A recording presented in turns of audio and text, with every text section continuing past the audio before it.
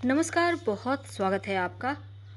कुंभ राशि, अब सपने सच होने का वक्त आ गया है। वैसे तो कुंभ राशि पर शनिदेव की साढ़े साती चल रही है और शनिदेव बैठे हैं बिल्कुल आपके छाती पर, यानी पहले घर में, कुंभ राशि में।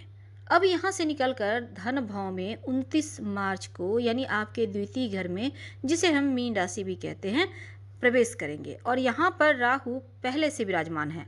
अब शनिदेव और राहु, इन दोनों की युति आपकी लाइफ को पूरी तरह से बदल देगा और आपकी साढ़े साती का अंतिम चरण 29 मार्च से चलना शुरू हो जाएगा। तो साढ़े साती का अंतिम चरण पिशाच योग, शापित योग जिसको कहते हैं, प्रेत योग भी कहते हैं, इस योग का बनना आपकी लाइफ में क्या अच्छा और क्या बुरा परिणाम लेकर आएगा, इनसे कैसे बचें, तमाम बातें जारी हैं। वीडियो के अंत तक बने रहें। और ये प्रेडिक्शन चंद्र राशि पर आधारित है। देखिए, शनिदेव क्रूर ग्रह हैं, लेकिन राहु पापी ग्रह है। यानी शनिदेव क्रोधित तो हो सकते हैं पर पाप नहीं करवाएंगे, लेकिन राहु जो है पाप कर्म करवा देते हैं। यानी इनलीगल कार्य राहु ही करवाता है। अब देखिए, राहु का एक खूबी ये है, आपकी इच्छाओं की पूर्ति करने वाला राहु, और राहु इच्छाओं को भड़काता भी है। क्योंकि इस योग को पिशाच योग कहा गया है। इसका मतलब है पिशाच योग, जब किसी की कोई इच्छा पूरी नहीं होती तब पिशाच योनि में जन्म लेता है। और शनि राहु को जो एक साथ युति होती है तब ब्रह्मांड में, तब अधूरी इच्छाओं की पूर्ति करवाता है। यानी इस योग को कहा गया है अधूरी इच्छाओं की पूर्ति कराने वाला योग। लेकिन कुछ सावधानियां रखनी है। तो चलिए समझते हैं। सबसे पहले देखिए, आपके धन भाव में शनिदेव और राहु की युति होने जा रही है। 29 मार्च को शनिदेव आएंगे मीन राशि में, यानी कि आपके धन भाव में, दूसरे भाव में। और जब सेकेंड घर में आएंगे तो राहु पहले से हैं। राहु करीब 1.5 साल में राशि परिवर्तन करते हैं और शनिदेव 2.5 साल में। अभी तक राहु का करीब 1.25 साल हो चुका है और 18 मई तक यहाँ पर रहेंगे। लगभग 50 दिनों का वक्त है जब शनिदेव राहु की युति होगी, और इस योग को शापित योग भी शास्त्र कहता है। अब शनिदेव और राहु दोनों मित्र हैं, दोनों मित्र ग्रह हैं। तो उन दोनों की जब दो दोस्त मिलते हैं तो क्या होता है, खुशियां ही बरसती है। चाहे वो दो, अब आपके लिए भले ही कोई विलन हो, अब दो विलन जो दोनों दोस्त हैं मिल जाएं तो दोनों मिलकर बहुत खुश होंगे। उसी तरह ये दोनों मिलकर भी खुश होंगे और लाइफ में बहुत कुछ बेहतर कर देंगे। लेकिन अब दो दोस्त हैं तो शराब भी पिएंगे, कुछ गलत कार्य भी करेंगे, तो उन कार्यों से आपको बचना होगा। उन चीज़ों का प्रभाव भी थोड़ा आपके ऊपर गलत होगा। तो सावधानी क्या रखें। देखिए, राहु कहता है कि मैं भ्रम हूँ, छल हूँ, लेकिन शनिदेव कहते हैं कर्म करो, हम देंगे फल।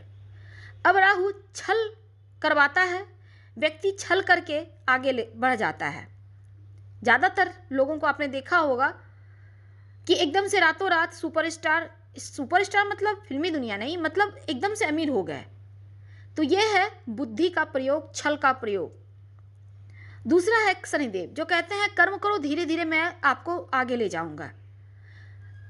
अब इस समय राहु थोड़ा सा मन में भय भ्रम भी देगा। कई बार ये होगा कि हकीकत कुछ नहीं है, आप अच्छे खासे चल रहे हैं, आपका 10 गुना तेजी से तरक्की हो रहा है, क्योंकि अभी जो योग बना हुआ है ये 10 गुना तेजी से आपको आगे ले जाएगा। लेकिन अचानक से आपको लगेगा ये पूरा नहीं होगा, इसको करके फ़ायदा क्या है, चलो छोड़ो, इसको वापस आ जाते हैं। ये जो अधूरा चीज़ छोड़कर वापस आएंगे ये भ्रम है। इनसे ही आपको बचना है कि मंजिल को प्राप्त करने के लिए आपने दम लगाया है तो एक बार पहुंच के देखिए कि होता क्या है। तो आधे रास्ते से वापस आने के लिए राहु आपको बार बार भटकाएगा, बस यही बात आपको समझनी है। और शनिदेव का जो कर्म करवा रहे हैं, कर्म कीजिए। सीमाओं से परे जो प्राप्त होता है वो राहु ही देता है, तो सीमाओं से परे देगा। आपकी जो अधूरी इच्छा है, जो सपने आपने देखे हैं जो आपका पूरा नहीं हो पाया है, अब राहु करवाएगा। अब शनिदेव कार्य क्षेत्र हैं, राहु 10 गुना तेजी से कार्य करवाएंगे भी और आगे भी ले जाएंगे। राहु आपकी सोच को विशाल करता है, विस्तृत करता है, और यही सोच आपको आगे भी ले जाएंगे। तो अब मित्र का संग मिल गया है तो दोनों मिलकर पार्टी भी करेंगे और इस पार्टी का आपको फल भी मिलेगा। जब दोनों खुश होंगे तो आप देखिएगा फटाफट फटाफट से हर कार्य बन रहा है, मनोकामनाओं की पूर्ति होगी।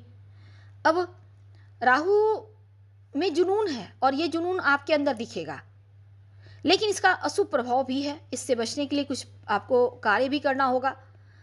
देखिए, दोनों ग्रह जो है ना, शनिदेव और राहु, जब आपके द्वितीय भाव धन भाव में आएंगे तो आपके लिए शुभ प्रभाव लेकर आएंगे, नए रास्ते मिलेंगे और ये रास्ता आपको आगे भी ले जाएगा। बस भटकाव से बचना है, गलत लोगों से बचें, अपनी गुप्त बातें किसी से साझा ना करें। धन भाव में बैठे हैं तो धन किसी को उधार वगैरह मत दीजिएगा, वैसे भी साढ़े साथी है। साढ़े साथी में किसी को धन उधार लेना देना तो बंद ही कर दें, ना ही दें। और साथ ही अच्छे बुरे का भेद तो शनिदेव सिखा ही दिए हैं अभी तक आपको, लेकिन फिर भी जरा संभल कर ही आगे बढ़ें, किसी पर भरोसा ना करें, बहुत संभल कर आगे बढ़ना है।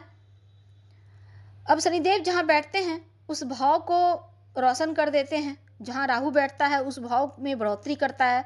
अब दोनों मिलकर धन भाव में बैठे हैं तो धन के मामलों में आप सोच सकते हैं कि क्या हाल होगा आपका। इतना पैसा आएंगे कि आप गिनने के लिए मशीन तो रखना ही पड़ेगा। तो ये चीज़ें होने वाला है। करोड़पति अरबपति योग बनेगा आपके लिए। और शनिदेव राहु दोनों ही योग कारक हैं, दोनों धन भाव में रहेंगे। अब धन प्राप्ति, बड़े लक्ष्य की प्राप्ति, ये आपके लिए छप्पर फाड़ होने वाला है। अगर आप जॉब के लिए प्रयास कर रहे हैं, कोई बड़ा लक्ष्य बनाकर चल रहे हैं, मुझे ये करना है, बढ़िए आगे, दोनों मिलकर आपको संभाल लेंगे, सफलता तो मिलना है। इन दोनों का कम्युनिकेशन जो है ना, वो आपके करियर के मामलों में दीवानगी की हद तक ले जाएगा और इतने जुनूनी हो जाएंगे कि जो कर रहे रात दिन आप खाना पीना भूल कर काम करेंगे और फिर परिणाम आपके अनुकूल होगा। दूसरे घर में है, परिवार को लेकर बहुत सारी जिम्मेदारियां रहेंगी और जिम्मेदारियां भी आप पूरी करेंगे। बस याद रखिए, मन में जो भय है, भ्रम है, इनसे बचिए और जो थोड़ा सा डर है इससे बचिए। ये चीज़ें आपको कहीं ना कहीं परेशान कर सकता है। अगर आपकी कुंडली में भी शनिदेव और राहु एक साथ बैठे हैं, पिशाच योग बना हुआ है, तब कोई खासकर ब्रह्मांड में भी बन गया है, नज़र ना लग जाए आपको। आप बहुत अच्छे कपड़े पहने, बहुत सज सवज के हैं, क्या लग रहा है, क्या लग रही है, क्या जूते हैं, क्या कपड़े हैं, क्या हेयर स्टाइल है, लग गई नज़र, तो इससे बचना होगा। हालांकि करियर के मामलों में 5000 गुना तेजी से उन्नति होगी, नई नौकरी प्राप्ति के योग बनेंगे, विदेश जाने का सपना पूरा होगा। और इसमें अगर कोई जैसे आपने जॉब वगैरह के लिए इंटरव्यू दिया है तो इस मध्य आपके लिए सुनहरे अवसर भी प्राप्त होते आपको दिखेंगे। तो करियर में सफलता, उच्चतम सफलता प्राप्त होगी। और इन दोनों ही ग्रहों की दृष्टि अष्टम भाव पर है। अष्टम भाव रुकावट का है और निश्चितताओं का है। हालांकि उससे भी आप पार निकलेंगे राहु के पास किसी प्रकार से, क्योंकि राहु ने अमृत पान किया है तो रुकावट को तो दूर कर ही देंगे। और शनिदेव के तो दृष्टि में ही विष है, क्या उपाय करेंगे? देखिए, रोज शाम में अपने घर में कपूर और लौंग जलाइए, अपने घर को सुगंधित बनाकर रखें, बदबूदार चीज़ों को अवॉइड करें, घर में कहीं कुछ ऐसा ना इकट्ठा होने दें कि उसके दुर्गंध आ रहा है, अपने छत पर कूड़ा कबाड़ इकट्ठा ना रखें, घर के टॉयलेट में छोटी सी कांच की कटोरी में नमक डालकर रखें, हर महीने इसको फ्लश करते रहें, चेंज करते रहें। और शिव जी की आराधना करें तो सर्वोत्तम होगा। राहु देव को अगर मनाना है, उनका शुभ फल लेना है, जैसा कि आपको तो मिल ही रहा है, लेकिन फिर भी एक छोटा सा सफ़ेद चंदन का टुकड़ा लें, उसको ब्लू कलर के धागे से लपेट कर अपने पास रखना शुरू कर दें। आपके लिए ये शापित योग जो है ना, ये भंग होगा और जो पॉजिटिव फल है वो मिलेगा। राहु को मलेच कहा जाता है, जहाँ पर गंदी चीज़ें होती है राहु का वहीं वास होता है, इसलिए घर को हमेशा साफ सुथरा सुगंधित बनाए रखें। और जो लोग घर की सफाई करते हैं या रोड किनारे सफाई करते हैं, ड्रेन का सफाई करते हैं, ऐसे लोगों को काले रंग का जूता, छाता, इन चीज़ों का दान करें, खाने पीने की वस्तु का दान करें, तो नकारात्मक प्रभाव से आप बचे रहेंगे, सकारात्मक फल मिलता रहेगा।